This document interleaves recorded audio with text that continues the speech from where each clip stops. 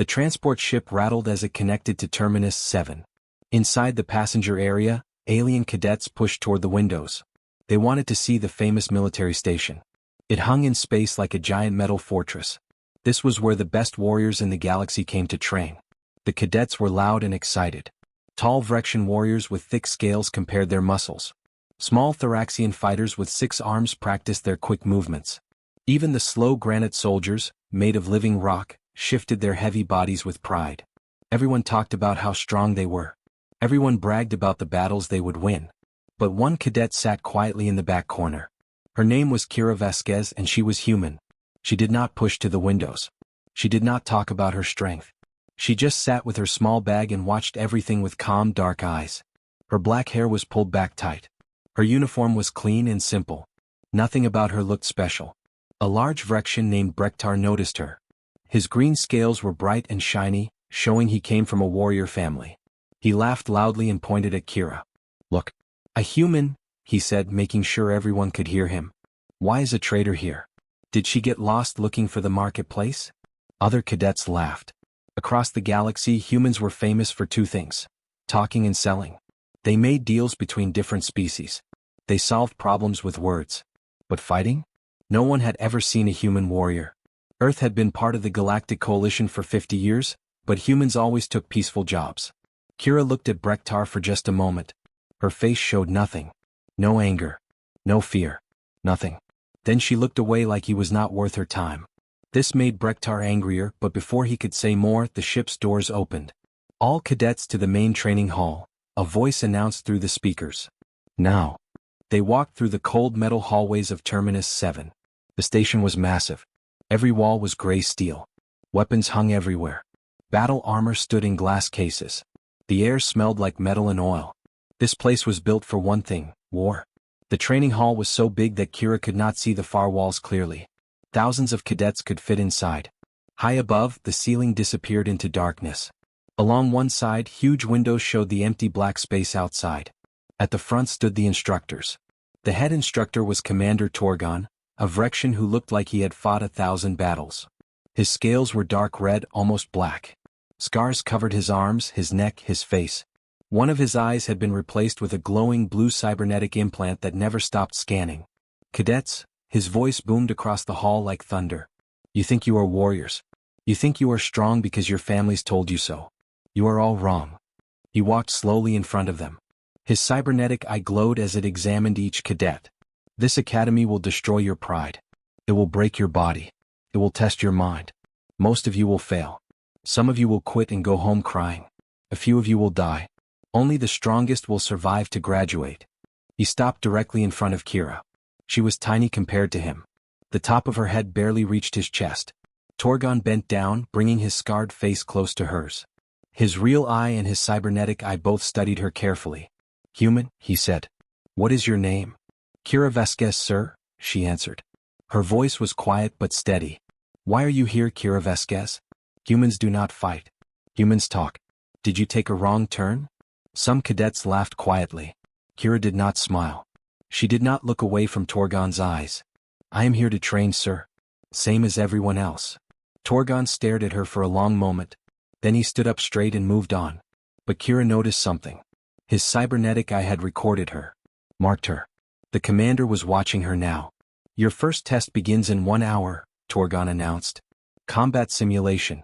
0 gravity. Live weapons. You will face combat drones programmed with advanced battle tactics. Your goal is simple: survive and eliminate all targets. If you fail, you will be sent home immediately. Prepare yourselves." The cadets rushed to the equipment rooms. They grabbed armor and weapons, still bragging loudly about how easy the test would be. Kira walked slowly, taking her time. She chose light armor that did not slow her down. She picked a standard plasma rifle, nothing fancy. While others loaded themselves with extra weapons and heavy protection, Kira kept everything minimal. Brektar saw her simple setup and laughed again. "You will be dead in 2 minutes, human. Probably less." Kira said nothing. She just checked her rifle carefully, making sure everything worked correctly. The combat simulation room was enormous. It looked like the inside of an asteroid field. Huge rocks floated everywhere in 0 gravity. Broken pieces of old ships drifted past. Darkness filled most of the space, with only a few emergency lights creating small islands of dim red glow. It was cold. It was scary. It was perfect for an ambush. "Who volunteers to go first?" Torgon asked. No one moved. Everyone suddenly felt less confident. The simulation room looked deadly. Even Brektar stayed quiet. "I will go first, sir," Kira said. Every head turned to look at her. Torgon's cybernetic eye zoomed in on her face. "Very well, human. Try not to die too quickly. We have many cadets to test today." Kira walked to the entrance. She checked her rifle one more time, then stepped through the doorway. The door sealed behind her with a heavy metal sound. She was alone now. Above the simulation room, all the other cadets and instructors crowded around the observation windows. Large screens showed different camera views of the test area. Numbers and data filled the edges of the screens. Drone count, ammunition levels, cadet vital signs. 47 combat drones, another instructor said quietly. Standard test. Most cadets eliminate 10 to 15 before taking too much damage. The record is 28. Torgon watched the screens carefully. His cybernetic eye recorded everything. Inside the simulation, Kira did something that surprised everyone. She did not start shooting. She did not look for targets. Instead, she turned off her weapon's safety light. Then she just floated there in the darkness, completely still. Completely silent. "What is she doing?" Brektar asked. "Is she frozen with fear?" "Wait," Torgon said quietly. His voice had changed. He sounded interested now. On the screens, the combat drones activated. They were small, fast machines with powerful weapons. Their sensors began scanning for the cadet. They moved through the asteroid field in a search pattern, working together like a pack of hunters. But Kira did not move. She stayed in the shadow of a large floating rock. Her body was completely relaxed. She breathed slowly and quietly. She watched the drones pass by her, studying how they moved, learning their patterns, understanding their tactics. 3 minutes passed. The observation deck grew quiet. Everyone watched this strange human who did nothing. Then finally Kira moved. But it was not like any movement the aliens had seen before. She did not push off fast. She did not make noise. She drifted like she was just another piece of floating debris. Slow, silent, patient. A drone passed close to her. Its sensors swept past her hiding spot but did not detect her. The moment it turned away, Kira raised her rifle. One shot. Perfect accuracy. The drone exploded silently in the vacuum. Then she was moving again, using the explosion's debris as cover. She flowed through the darkness like smoke. Like a ghost. Another drone appeared. Another single shot. Another kill. Impossible, someone whispered in the observation deck. The drones should detect her. But they did not. Kira moved using the shadows. She used the floating rocks as shields. She never fired unless she was certain of the kill. She never made unnecessary movements. While other cadets would have been flying around shooting wildly, Kira was hunting. 10 drones destroyed. Then 20. Then 30. The numbers on the screen climbed higher and higher. The observation deck was completely silent now. Every instructor and cadet watched in shock. Kira's vital signs on the screen showed something amazing. Her heart rate was slow and steady. She was not panicking. She was not even stressed. She was calm, like she was taking a quiet walk in a park. 40 drones destroyed.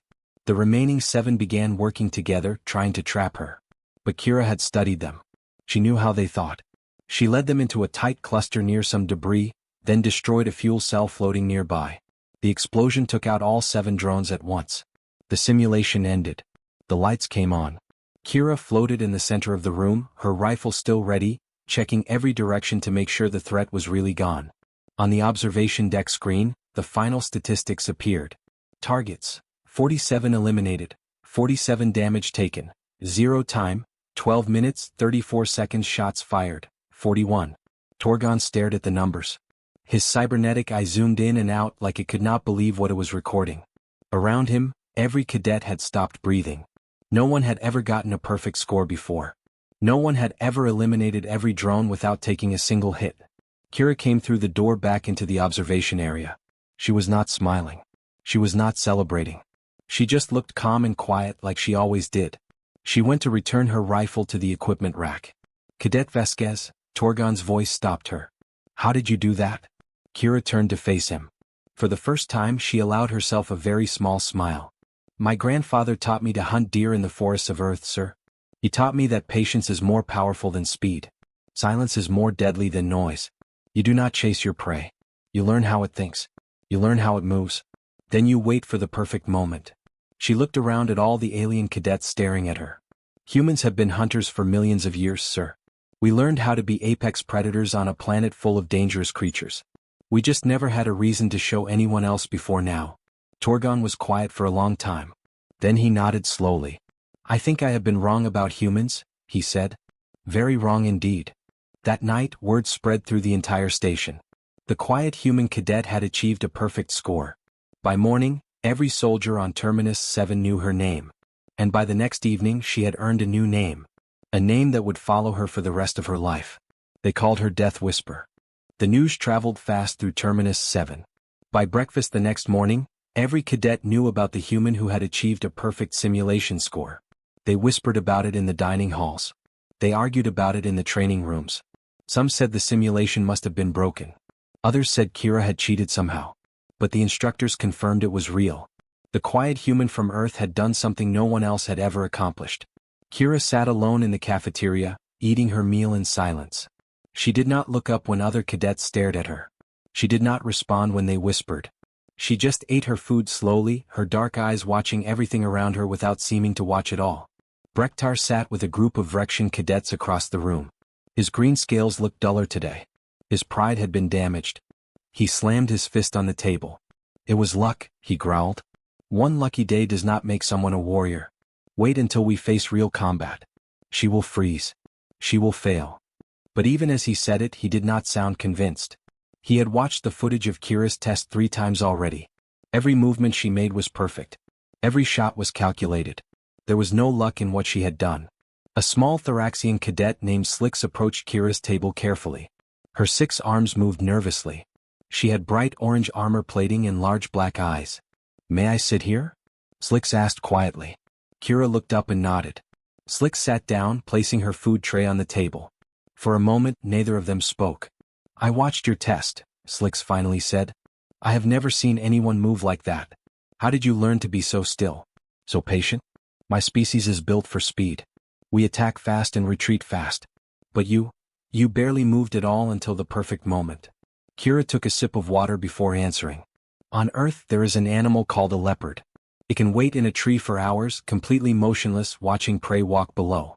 When the moment is right, it drops down and the hunt is over in seconds. My grandfather used to tell me that the best hunters are the ones who know when not to move. Slix tilted her head, processing this information.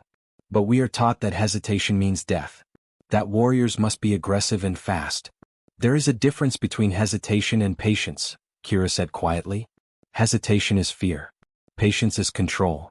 By afternoon, cadets throughout the station were accessing Earth's historical databases. They read about human evolution. About how early humans had hunted animals much larger and stronger than themselves. About persistence hunting, where humans would chase prey for hours, for days even, until the animal collapsed from exhaustion. They learned about ambush tactics, about traps, about psychological warfare. A Krellian weapons instructor named Dax was reviewing Kira's simulation footage for the 5th time. Krellians were old soldiers, veterans of 100 wars. Dax had fought in battles across 12 star systems. His 4 arms were covered in scars and metal tattoos. He sat in his office, watching the human cadet move through the darkness like smoke. He stopped the footage at the moment Kira made her first kill. He zoomed in on her face. Her expression showed complete calm. No excitement. No fear. Just focus. Death Whisper, he said quietly to himself. The name felt right. It captured something essential about how she fought. She did not roar into battle like a Vrexian. She did not buzz and strike like a Thoraxian.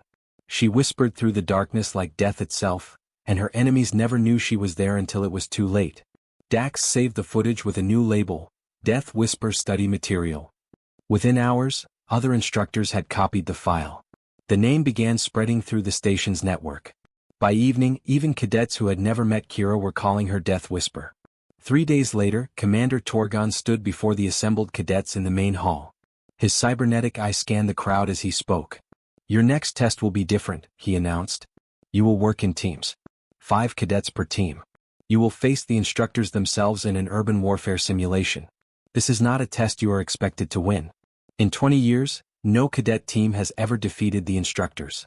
The purpose is to teach you how to function under impossible conditions. How to work together when facing a superior enemy. The cadets shifted nervously. Fighting drones was one thing. Fighting experienced combat instructors was completely different. Torgon began reading names, assigning cadets to teams. When he reached the 5th team, he paused. Team 5 will be led by Cadet Kira Vasquez. A ripple of whispers went through the hall. Kira stood calmly, waiting to hear who her teammates would be. Brektar of Vrexia, Slix of Thorax, Gron of the Granite Worlds, and Tess of the Sky Cities. Brektar's face showed anger. Being placed on a human's team was an insult to him. Gron, the massive rock-like soldier, simply nodded slowly. Tess, a small flying humanoid with wings, looked curious. Slix seemed pleased. After the assembly, Team 5 gathered in a small strategy room. Brektar immediately tried to take control. I should lead this team, he said, his voice loud. I have actual combat training. I come from a warrior family. We need someone who knows real fighting, not someone who got lucky in one simulation. Kira did not argue with him. She just waited until he finished talking, then spoke quietly. The instructors will be expecting aggression. They know how most cadets think. They will set up defenses for direct attacks. They will anticipate loud, fast combat. So what do you suggest? Tess asked. Her voice was high and musical. We hide and do nothing? We do the opposite of what they expect, Kira said. She pulled up a holographic map of the simulation area. It showed a ruined city with broken buildings, empty streets, and underground tunnels. The instructors will take high defensive positions. They will wait for us to attack. But we will not attack them. Then how do we win? Gron asked. His voice was slow and deep, like rocks grinding together. We make them come to us, Kira explained. We use misdirection. We make them think we are in one place when we are really in another. We make them nervous. We make them make mistakes. Then, when they move to find us, we are already behind them. Brektar laughed harshly. That is coward tactics. That is not how warriors fight. Kira turned to look at him directly. Her dark eyes were calm but intense. You are right. It is not how warriors fight. It is how hunters kill. There is a difference. Warriors want glory and honor. Hunters want to win and survive. Which do you want? The room went quiet. Even Brektar had no response to that. Over the next 3 days, Kira drilled her team in new tactics. She taught them to move quietly, even Gron, whose rocky body naturally made heavy sounds. She taught them hand signals for silent communication. She taught them how to use shadows and cover, not just for protection but for misdirection. Slix took to the training naturally. Her species was fast, and adding silence to that speed made her incredibly dangerous. Tess learned to fly in short, quiet bursts instead of her usual graceful swoops. Even Gron learned to move more carefully, using the sound of his footsteps strategically instead of trying to eliminate it completely. But Brektar resisted. He trained half-heartedly. He complained constantly. He told other cadets that the humans' tactics would get them all killed. The night before the test, the team gathered one final time. Kira looked at each of them. Tomorrow the instructors will have better weapons, better armor, and more experience than us. If we fight them the way they expect, we will lose in minutes. But if we fight them the way they do not expect, we have a chance. A small chance, Brektar muttered. Yes, Kira agreed. A small chance. But on Earth we have a saying, it is not the size of the dog in the fight, it is the size of the fight in the dog. We may be cadets, but we can think differently than they expect. We can move differently. We can be something they have never faced before. Slix's antennae twitched with excitement. What exactly will we be? Kira's expression remained calm, but there was something in her eyes now. Something cold and patient and deadly. We will not be louder than them. We do not need to be. We need to be invisible. The words hung in the air like a promise. Or a threat. Tess shivered slightly. Her wings fluttered. The station is calling you Death Whisper now. I thought it was just a dramatic name. But I understand it now. You really do move like death itself. Kira said nothing. She just checked her equipment one more time, her movements calm and methodical. But the others noticed something. She was not preparing for a test. She was preparing for a hunt. And tomorrow the instructors would be the prey. Brektar watched her, and for the first time since arriving at the academy, he felt something he had never experienced before. He felt genuinely afraid of someone smaller than himself. This human was different from any warrior he had ever known. She did not fight with rage or strength or speed. She fought with something much more terrifying, absolute patient certainty. The simulation city looked like a war had already destroyed it. Buildings stood broken and hollow. Streets were filled with rubble and abandoned vehicles. Smoke machines created a thick fog that drifted through empty alleyways. Fires burned in barrels scattered throughout the area, casting dancing shadows on crumbling walls. The whole place felt dead and dangerous. Team 5 stood at the entrance point, checking their equipment one final time. Above them, in the observation deck, hundreds of cadets and instructors gathered to watch. Everyone knew this test was impossible to win. They came to see how quickly the cadet team would lose. Commander Torgon led the instructor team. With him were 4 other veterans, each one a master of combat.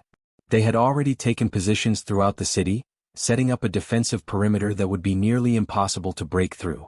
They had better weapons, better armor, and decades of experience. This was not going to be a fair fight. "Remember," Kira said quietly to her team, "do not engage directly. Do not chase. Do not make noise unless it is part of the plan.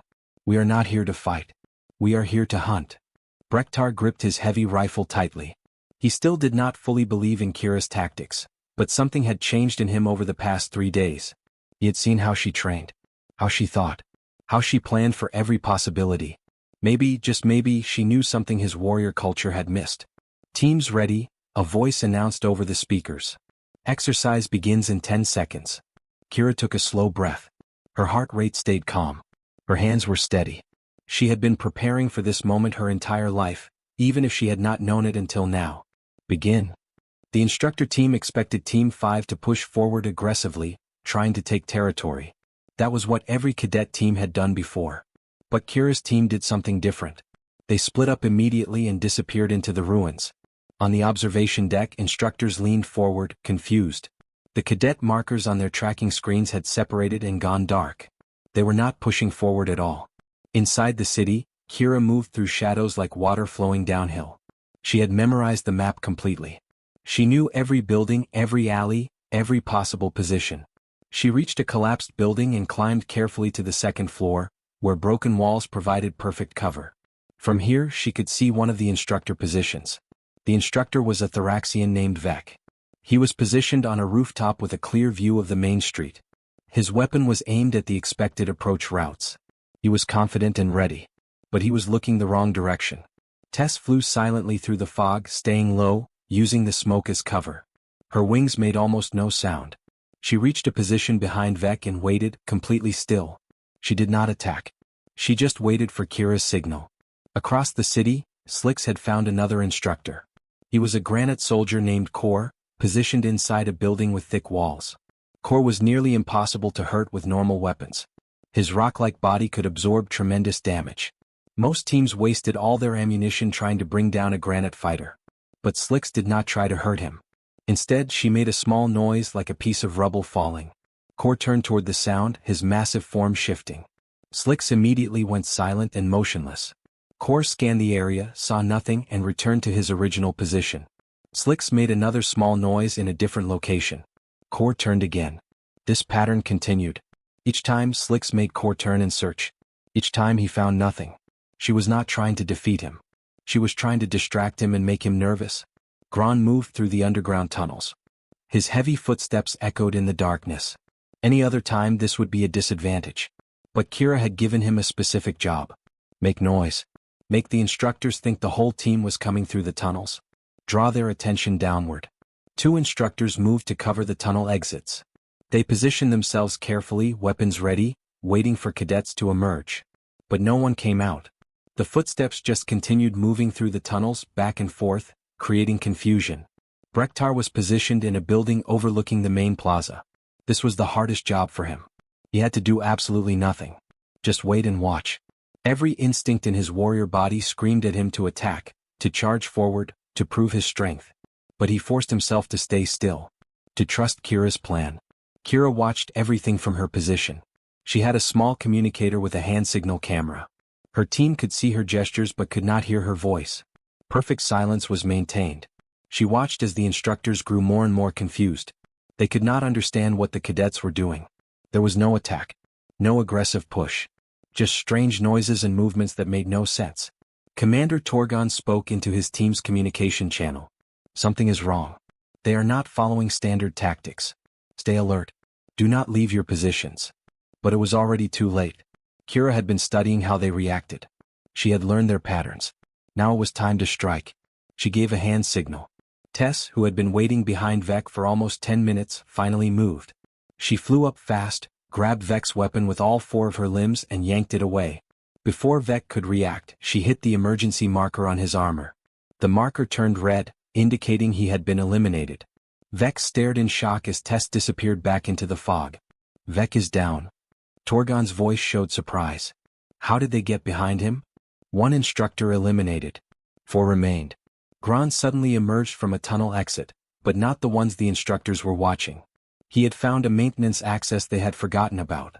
He came up directly behind one of the instructors, a Vrexian named Keth.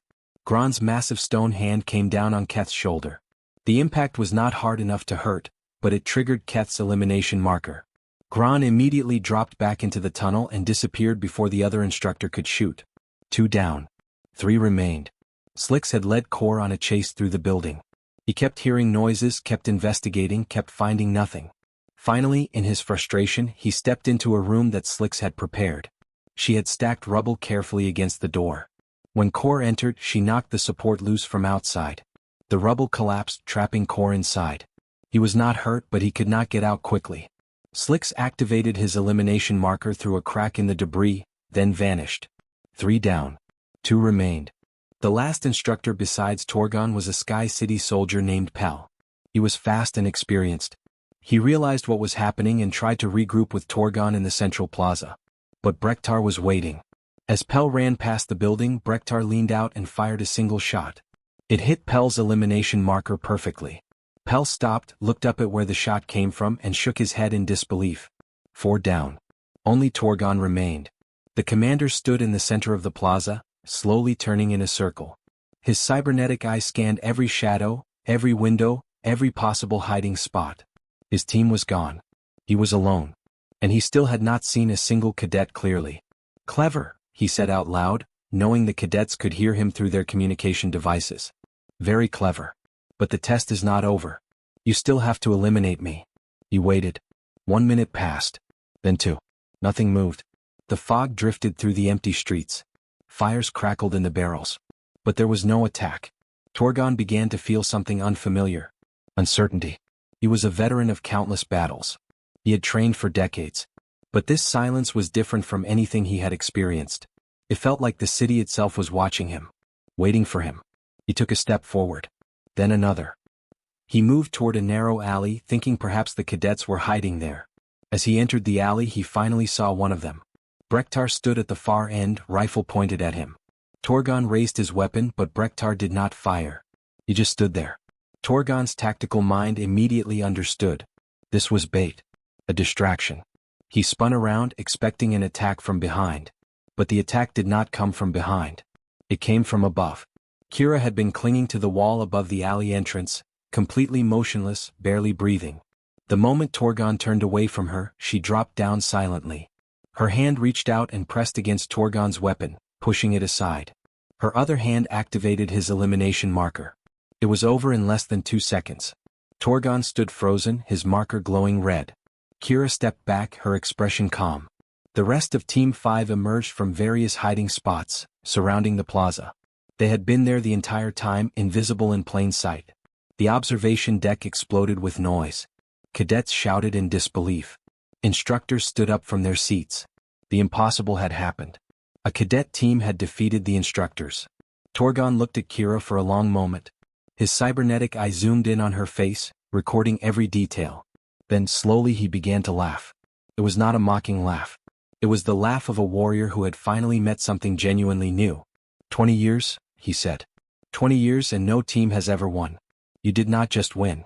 You made us look like amateurs. He shook his head, still smiling. How did you get above me without me noticing? I climbed up there before the exercise even started, Kira said quietly. I have been on that wall for almost 30 minutes, waiting. You walked past me 3 times. Torgon's smile faded into something more serious. More respectful. You are not a warrior, he said. Warriors fight. You are something else. Something my people do not have a word for. On Earth we call it a hunter, Kira replied. The commander nodded slowly. Yes, a hunter. And we were the prey. He looked at the rest of Team 5. All of you. You followed a completely new type of combat. You trusted tactics that went against everything you were taught. That takes real courage. Even Brektar stood a little taller. He had doubted Kira, but she had been right. Her way had worked. As they left the simulation, cadets crowded around them. Everyone wanted to know how they had done it. How they had achieved the impossible. But Kira just walked quietly through the crowd, her dark eyes already thinking about the next challenge. That night, the name Death Whisper spread beyond just Terminus 7. It was sent to military bases across the entire Galactic Coalition. The human who fought like a ghost. The cadet who had changed combat forever. And in classrooms throughout the galaxy, instructors began teaching new lessons. Lessons about patience. About misdirection. About silence being more powerful than noise. Humans had finally shown the galaxy what they really were. And the galaxy would never underestimate them again. The message spread through military channels like fire through dry grass. Within 3 days, every major base in the Galactic Coalition had received the combat footage. Commanders from a dozen different species watched the recordings of Team 5's impossible victory. They watched Kira move through shadows. They watched her wait on that wall for 30 minutes without moving. They watched her team use tactics that no military academy had ever taught. In the war rooms of the Vrexian High Command, generals gathered around holographic displays. They replayed the footage again and again, analyzing every movement. "This changes everything," one general said, his old scales dark with age. "We have been fighting the same way for thousands of years. Strength against strength. Speed against speed. But this human showed us a completely different path." "It is not honorable," another general protested. "Hiding in shadows. Using tricks and deception. That is not how warriors should fight." The old general turned to him with tired eyes. "Honor does not win wars. Victory wins wars. The humans understand something we forgot. War is not about glory. It is about survival." Similar conversations happened across the galaxy. On Theraxian hive worlds, swarm leaders studied how Slicks had used distraction and misdirection. On the granite planets, military scholars examined how Gron had used his weakness as a strength. And on the sky cities, flight instructors watched how Tess had remained patient instead of using her natural speed advantage. But mostly they talked about Kira. About Death Whisper. About the human who had revealed an entirely new way of thinking about combat. At Terminus 7, everything changed overnight. The day after the simulation, Kira woke to find a crowd of cadets waiting outside her quarters. They wanted to learn from her. They wanted to understand her methods. Some wanted to challenge her to prove she had just been lucky. Others wanted to join her team. Kira walked through the crowd quietly, saying nothing. She went to the cafeteria for breakfast. 50 cadets followed her. She sat down to eat. They sat at nearby tables, watching her every movement, as if they could learn her secrets just by observation. Slicks joined her at the table, her antennae twitching with amusement. "You are famous now. How does it feel?" Kira chewed her food slowly before answering. "Fame is dangerous. It makes people watch you. When people watch you, it is harder to be invisible." "But you do not want to be invisible anymore," Slick said. "The whole galaxy knows your name now." "My name, yes. But not my next move." Kira took a sip of water. "That is the difference." Over the next week, Kira was called to meeting after meeting. Coalition military leaders wanted to speak with her. They appeared on holographic communicators, their faces serious and interested. A Krellian admiral named Voss spoke to her from his flagship. His 4 arms gestured as he talked, his voice filled with excitement. "Cadet Vasquez, your tactics have caused quite a disruption in our military doctrine. We would like to create a new training program based on your methods. We want you to help design it." "I am still a cadet, sir," Kira said. "I have not even graduated yet." "That can be arranged immediately," Voss replied. "We can grant you early graduation with full honors. You would be commissioned as an officer and assigned to our Special Operations Development Division. The pay would be excellent. The prestige even better." Kira was quiet for a moment. Any other cadet would have accepted instantly. This was an incredible opportunity. But something held her back. "May I have time to consider this, sir?" Voss looked surprised but nodded. "Of course. But do not take too long. Other species are already trying to recruit human military advisors. Earth may be flooded with offers soon." He was right. Within days, recruitment officers from various coalition species began arriving on Earth. They visited military academies. They offered scholarships and training positions. Suddenly, humans were not just merchants and diplomats anymore. They were valuable military assets. Young humans who had never considered military service began receiving messages. The galaxy wanted them, needed them. Human cadets started arriving at Terminus 7 and other military stations throughout Coalition space. They came with curiosity and excitement, ready to show what Earth's children could do. Commander Torgon called Kira to his office one evening. The room was simple and functional, with weapons mounted on the walls and battle maps displayed on screens. Torgon stood looking out a window at the stars, his cybernetic eye reflecting the distant light. "Sit, cadet," he said without turning around. Kira sat in the chair across from his desk. She waited silently. Torgon finally turned to face her. "I have been a soldier for 40 years. I have fought in 17 major conflicts. I have trained thousands of cadets.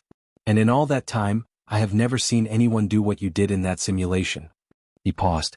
"Do you know why?" "No, sir. Because I was looking for warriors. I was training warriors." "But you are not a warrior, are you?" "I am not sure what I am, sir." Torgon sat down at his desk. "Your species evolved differently than most others in the galaxy. The Vrexians evolved as territorial fighters. We defend our ground with strength. The Thoraxians evolved as swarm raiders. They attack fast and retreat fast.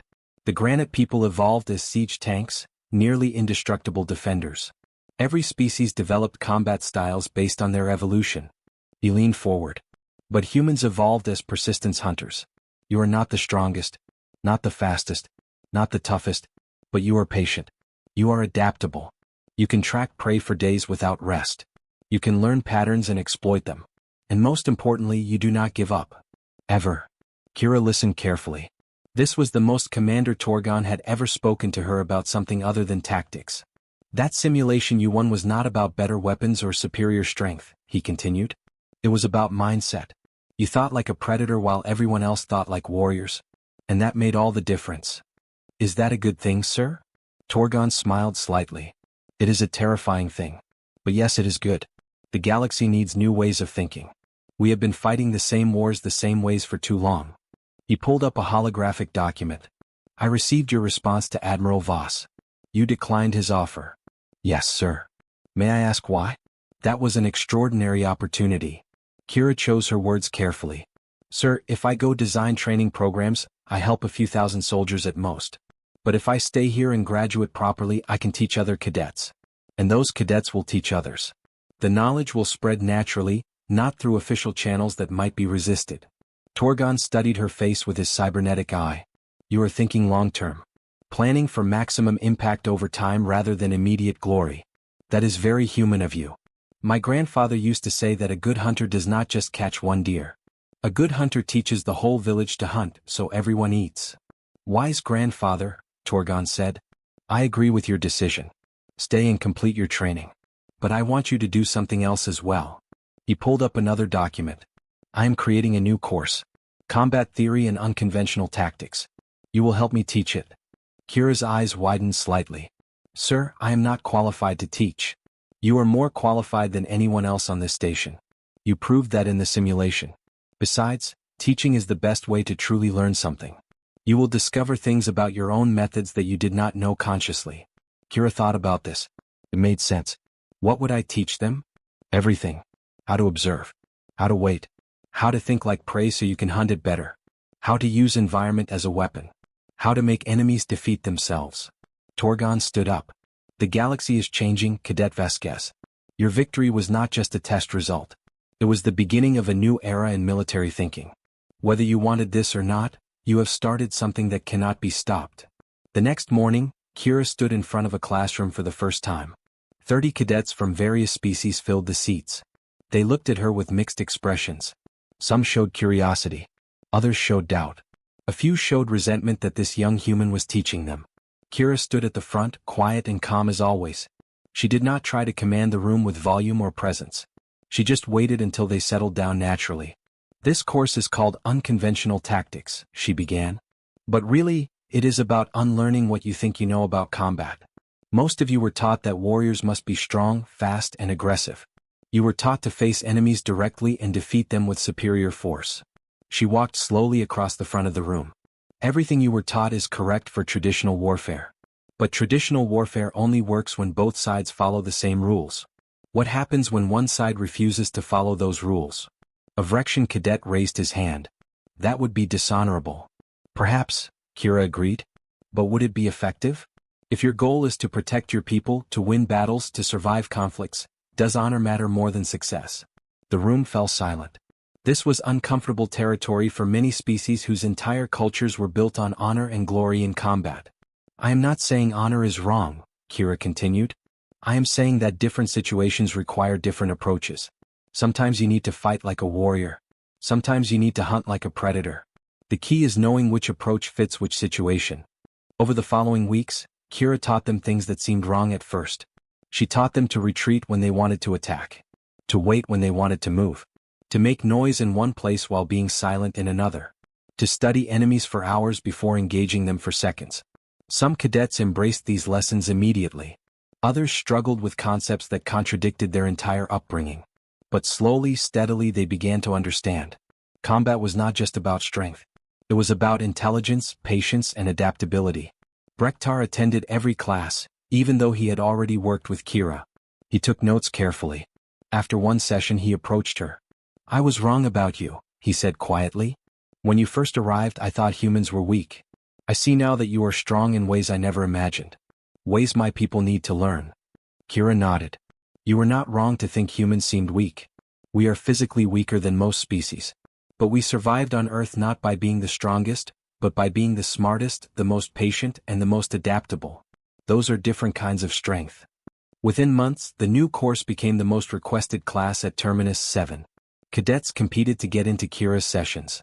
Other instructors sat in to observe her methods. And military leaders from across the galaxy sent representatives to see what this human was teaching. The name Death Whisper took on new meaning. It was no longer just about one cadet's impressive performance. It became a philosophy. A way of approaching problems that prioritized intelligence over force, patience over speed, and invisible effectiveness over visible glory. And Earth, the planet everyone had dismissed as full of peaceful traders, suddenly became known for something else entirely.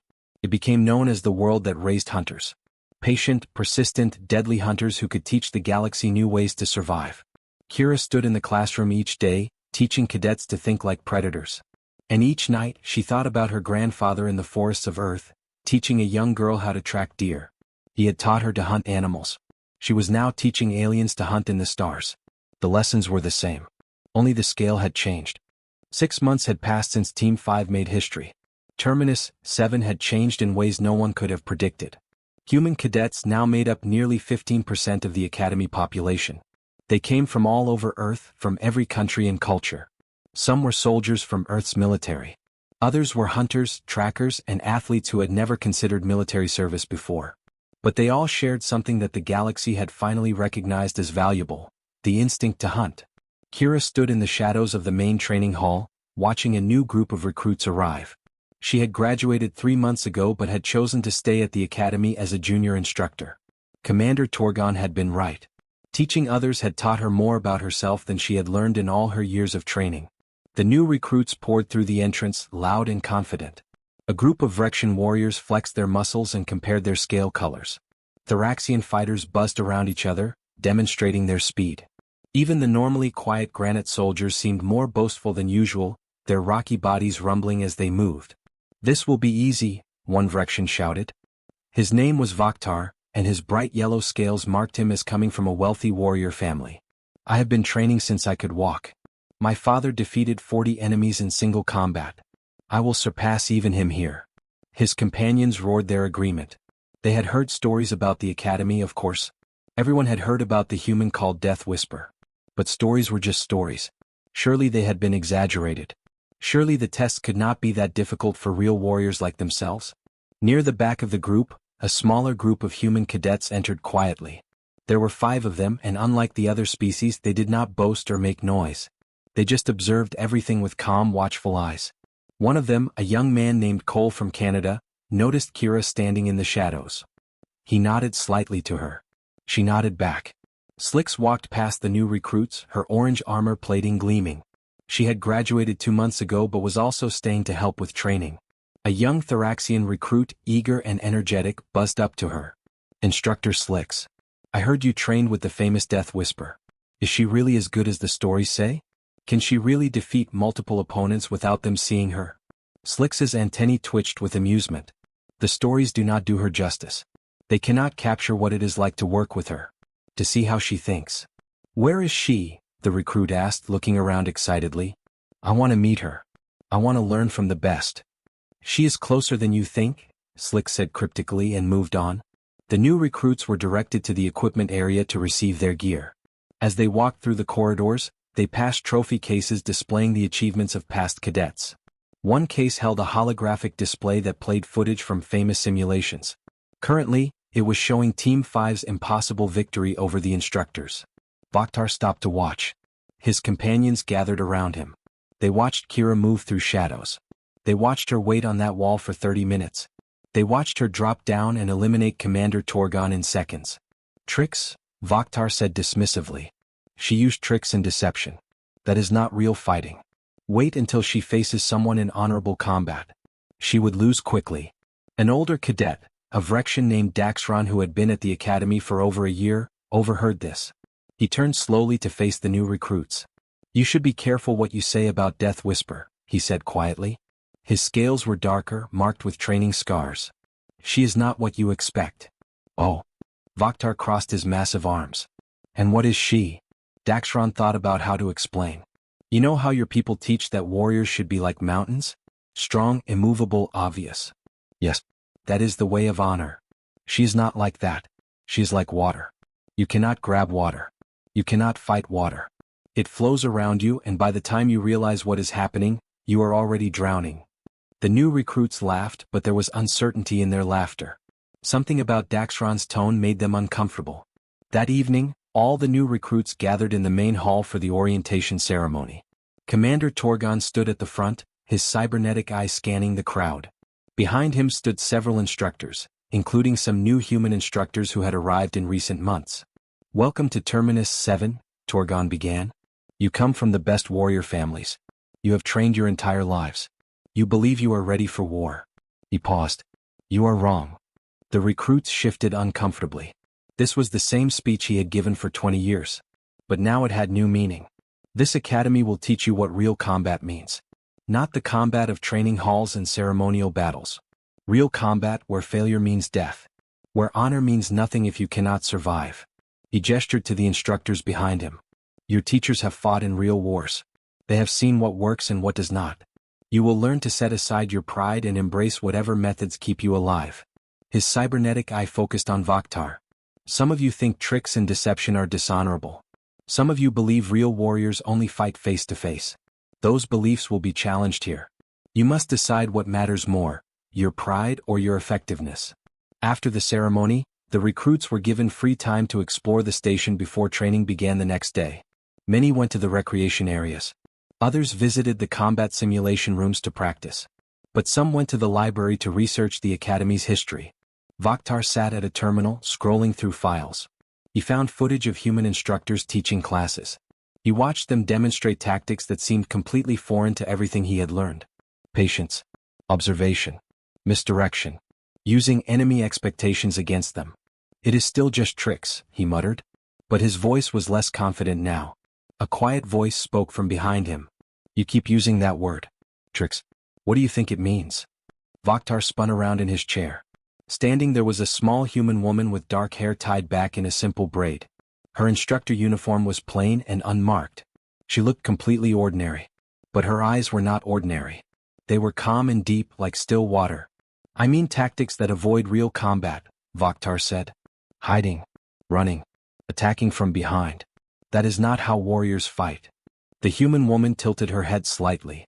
What is real combat? Facing your enemy directly. Testing strength against strength. Winning through skill and power. I see. She moved closer, her footsteps making almost no sound despite the metal floor. And if your enemy is stronger than you? Faster? Better armed? Do you still face them directly? A true warrior finds a way to win regardless. What if the way to win is to not face them directly? She was standing very close now, but somehow Vaktar had not noticed her approaching.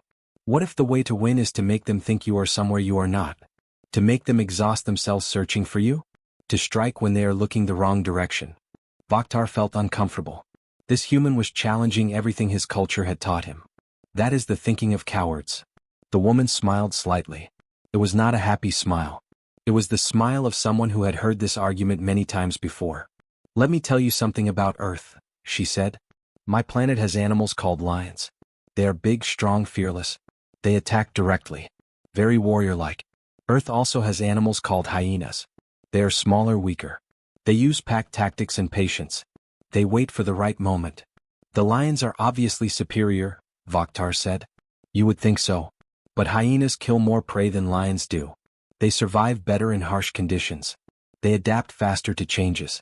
Lions are impressive to watch, but hyenas are more effective at staying alive. She leaned against the desk. War is not about being impressive. It is about achieving your goals while keeping your people alive. Sometimes that requires tactics you were taught to despise.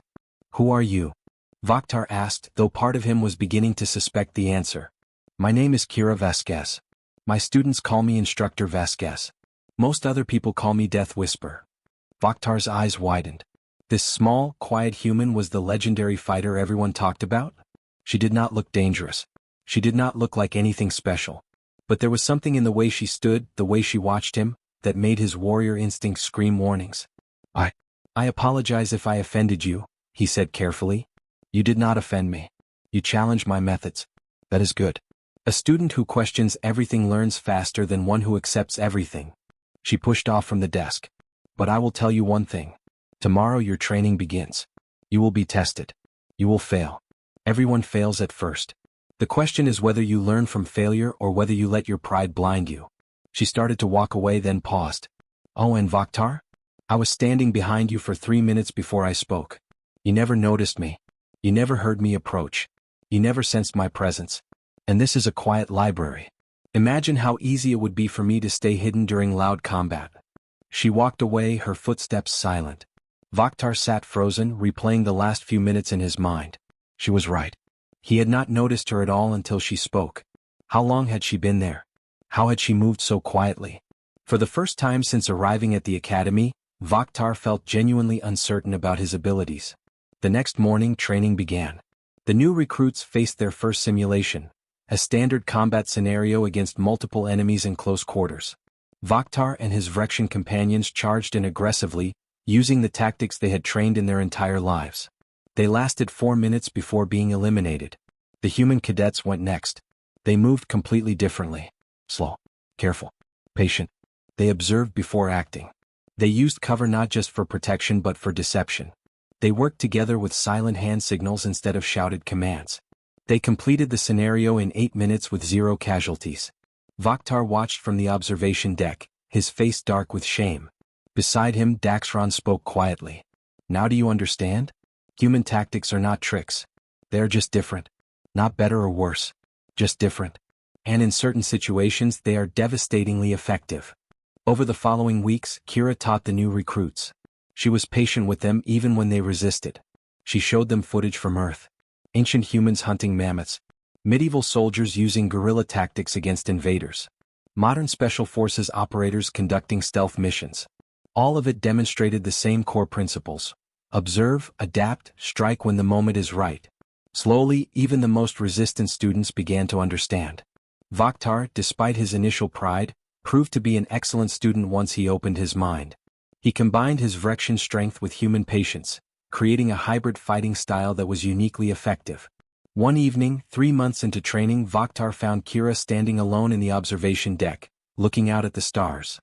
He approached quietly, using the techniques she had taught him. Better, she said without turning around. You are learning to move with intention instead of habit. You heard me? I always hear. But you are getting quieter. She glanced at him. What do you need? I wanted to apologize for what I said when I arrived. About tricks and cowardice. I understand now that I was wrong. Kira nodded. You were not wrong to question. You were just looking at combat from only one perspective. Now you see there are many perspectives. Many paths to victory. I have been thinking about something you said, Vaktar continued. About lions and hyenas. Which one are humans? Kira smiled slightly, still looking at the stars.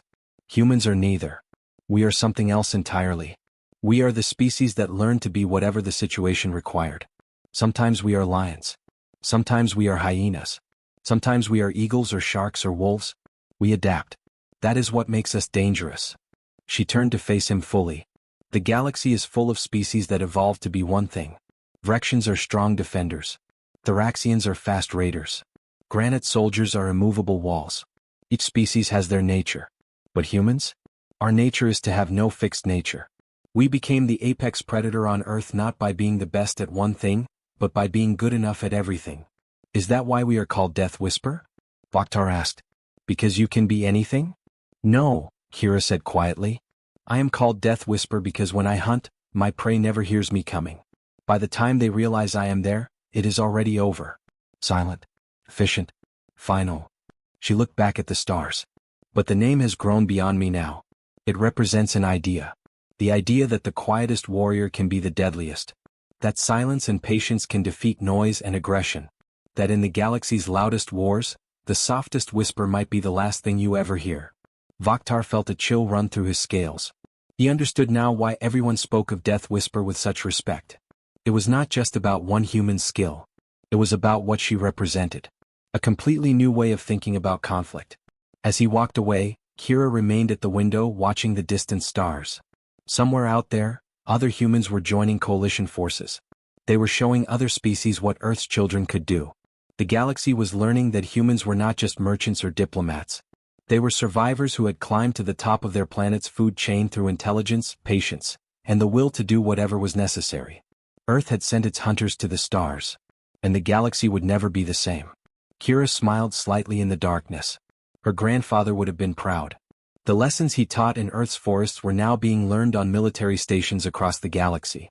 The hunt had gone cosmic, and humanity was just getting started.